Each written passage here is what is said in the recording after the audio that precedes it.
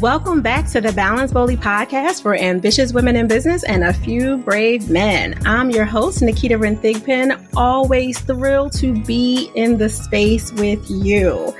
Well, depending on when you are hearing this, we are airing it for Time Management Month, which happens to be February. Can you believe we're already in February? And again, you might be hearing this in July, but it's okay because it's important and it is relevant. It is so relevant and so important that I had to bring back this beautiful, brilliant soul, Emily Perron, because she is phenomenal.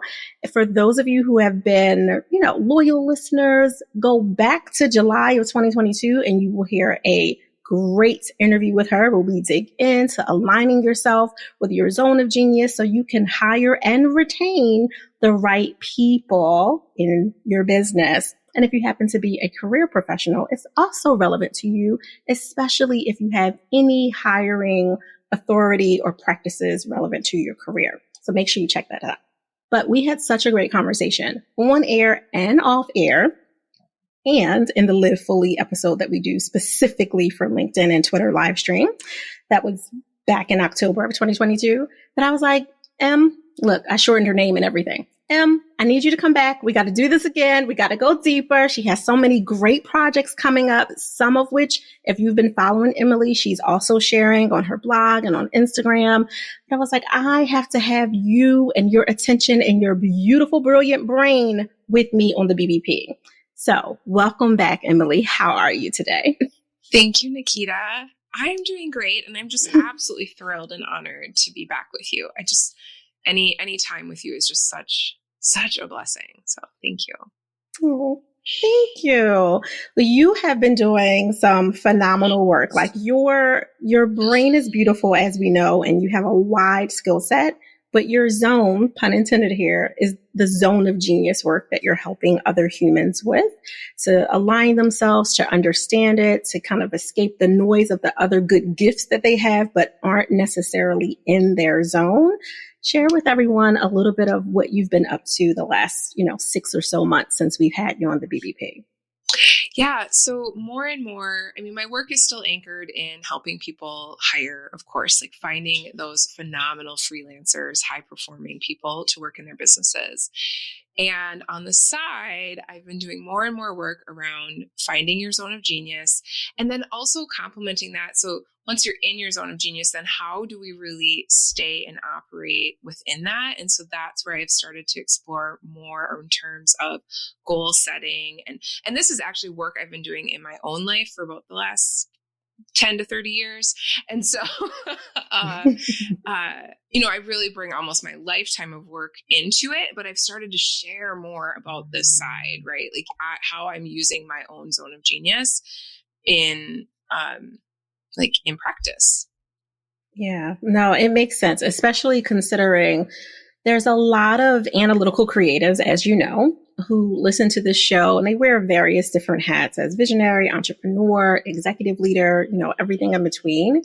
And often when you are an ambitious soul or a brave man who's also ambitious and listening to the episode, when you've come from a space of really having to prove yourself, you've sharpened a lot of tools in your skill tool set.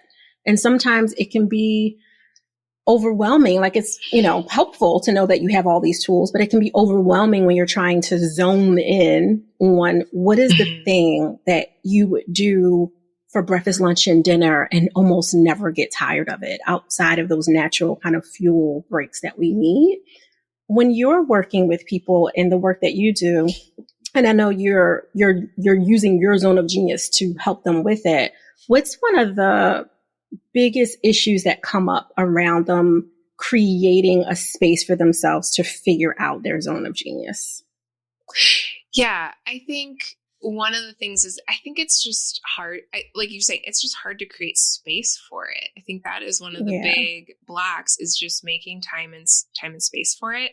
And I think with Zone of Genius, it's such a unique experience. You know, there are some tests out there. There are people that have, you know, supposedly archetypes. You know, they'll say like, oh, you're one of these 10 different things, like a builder or an artist, or and that's all fine. That's all fine, right? But I think Zone of Genius is so much more personal and unique than that.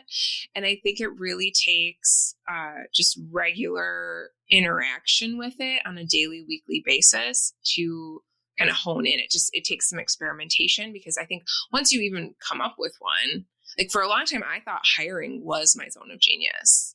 And then more and more, I realized like, no, as I experimented with that, I realized there was a zone of genius under the hiring piece. So yes, I do love hiring. I love recruiting. I love helping people with hiring. I still really love it, but it's because it taps into creativity and building relationships for me, because I'm creating and I'm building relationships. Like that's where like the inner drive comes from. But then our world says the externals, right? Our world is all looking at the externals of what you do. And I think that's too where I got caught up in hiring as my zone of genius. Cause like that's more of the what, right? That was more what I was doing. And I thought like I likened that to zone of genius because it does light me up. It does fuel me. I am very passionate about hiring freelancers well, and, you know, just doing the hiring process well.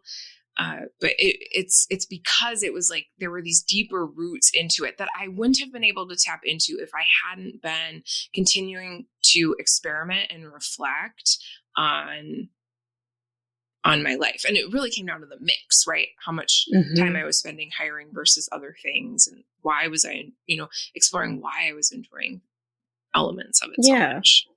No, I get that. Like you kind of reversed engineered it and walked backwards from the way you were executing your zone of genius, which was through the hiring practices and, you know, skill set that you were utilizing that tool for, and then walk backwards to like, well, what's underneath of it that really is lighting me up to make me so daggone good at, you know, the hiring portion of it, which makes complete sense on every level.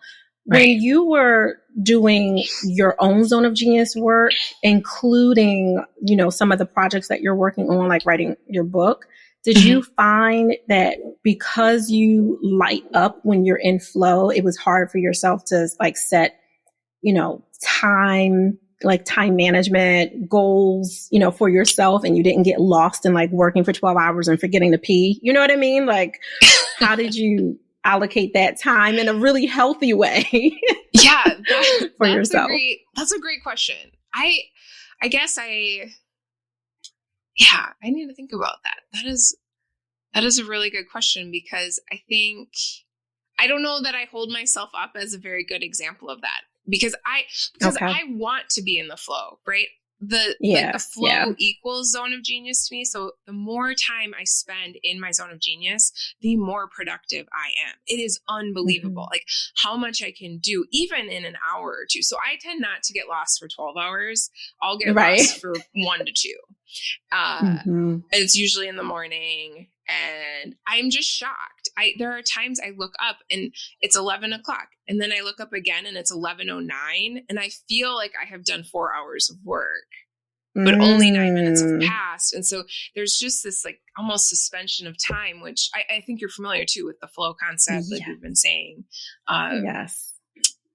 From positive psychology in particular has studied that pretty significantly. So, but I think that's what zone of genius is. I think that's what it's really tapping into. And then that's where the productivity comes from. And it's so much gentler. It's not so harsh and hard. And it's not necessarily about getting a certain amount done. I've kind of let go of those they were so arbitrary, right? They were just arbitrary milestones anyway that I was setting for myself when I was like, I have to have this much done by 6 p.m. on Tuesday, right? Like, so I just stopped doing that. Like, I just stopped planning.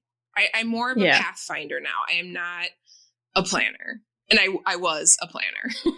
Very much. Yes, so. You're a reformed planner. Like I'm a reformed perfectionist. No, exactly. I totally receive that. And to off line conversation we were having about goals, and you've done extensive research around goals and like the background of where it comes from and why it doesn't work as well for people like us that are like analytical creatives and really vibe in that zone. And that's where we want to play and create our paths, to use your words. Do you want to share like some of the information that you were coming across of like why traditional goal setting activities don't necessarily work for analytical creatives? Yeah, I think one of the things I really found in the research for my book on goal setting that I'm working on is that as I was looking at the academic research, it felt shocking to me that really there's three areas that fund, especially in the United States, that fund the academic research. And it's large corporations, education settings, and athletic performance. Mm-hmm. And that's great, right? I don't think there's anything bad or wrong about any of that, right? Like businesses, they can fund whatever research they want. Should we be understanding how kids and adults learn? Absolutely, right? And at the same time, what has happened here in our culture in the US is it's basically like we just use all of that research then to set goals for literally everyone else. But if you weren't represented in that research, it doesn't apply to you. Right. And I feel like that's the conversation we're not having, and we're just not having it, right? So I felt like, I don't know, it felt mind-blowing to me. And I've just been telling everyone about it. So I'm like, wait, did you know this? Like all these like big goal things and stuff that says like moderately challenging is one of my favorite words used in research. Cause I'm like, it's gotta be, so challenging, but it actually doesn't. I mean, if easy goals work for you, if simple, easy goals are better for you, then you should be chasing those. Like, don't worry about the research. Don't worry about what everyone else is doing because they weren't studying you. They weren't studying creatives. They weren't studying, they weren't even really studying analytical people or analytical creatives or freelancers or solopreneurs or, small business owners. They weren't. They were studying employees. No. Like, how do we get more performance and productivity out of employees? And so if that isn't your jam, and even for people who are employed, it doesn't apply to your personal development or your career development or you as an individual. Again, it's like what's best for the company. Right. Like we keep trying to take these blanket understandings of how to do a thing and apply it to every area of our lives.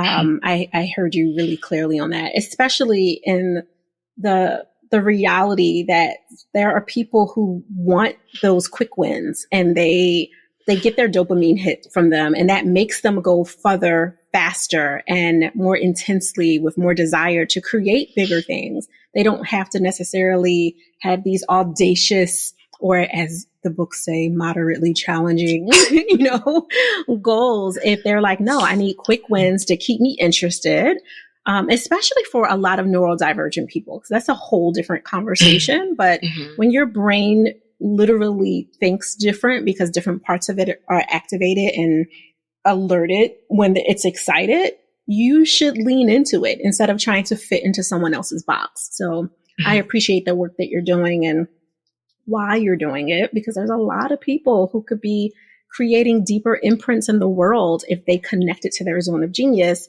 and allow themselves that time to do it, creating that spaciousness with those smaller goals that are creatively designed for them, which I think is the larger aspect of what you have been sharing on and offline.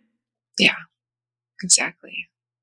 Yeah, I love it. So I have to ask you before we go, when, normally I ask, how do you give yourself permission to pause? But we already asked you that last summer when we were chatting online.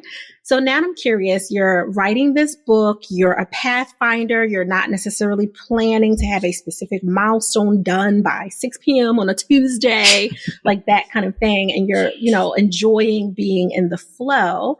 So when you are, let's say you've had multiple weeks of being in the flow, everything is juicy and good, and you find that you're slowing down, you're kind of coming up against some version of writer's block or some kind of wall that's happening for you. what do you do to refuel and kind of recalibrate yourself from there? Oh, I love this question. Thank you. Because honestly, I go do something else.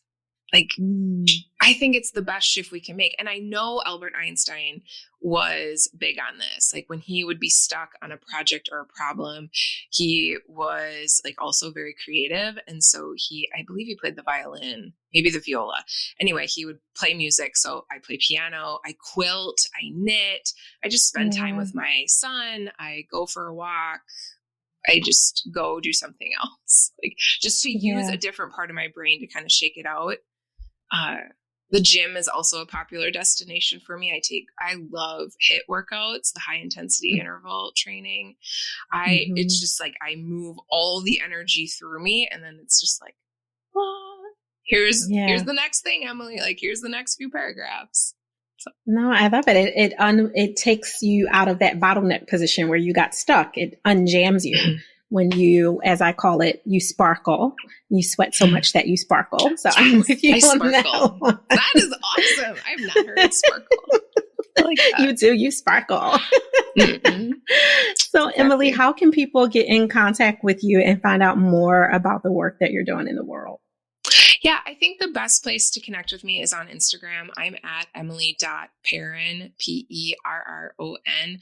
That's where I'm starting to share more excerpts from the book that I'm working on. I mean, they're rough drafts, but it's been kind of fun to see how people are responding to it and the questions they have. So I'm very active in my DMs over there. I also have the Zone of Genius workbook is always available to you at emilyperron.com/ZOG. So if you're looking to go deeper into like this reflective mode around your zone of genius, I highly recommend you go grab that download as well. That is awesome. Thank you. And of course, we will make sure that all the links are there. So everyone who's hitting their resolution goals on their Peloton or treadmill or walking the dog, whatever it is that you're doing, you don't have to worry that you're going to miss the information, because every single thing will be the bottom of the show notes, including emilyperron.com/ZOG for Zone of Genius. We'll make sure that was there. Thank you so much for taking out more time, for coming back, for diving into great conversation per usual. And for everyone listening, this is completely unscripted. Like, all of this is organic conversation, two women talking, and you get to listen in. So thank you, Emily, again, for showing up and being so open and vulnerable and honest as you always are. Thank you, Naketa. All right, Balance Boldly listeners, I am so excited that you stayed and played with us as usual. So I have a favor, because I am bold enough to ask. This is Balance Boldly, guys.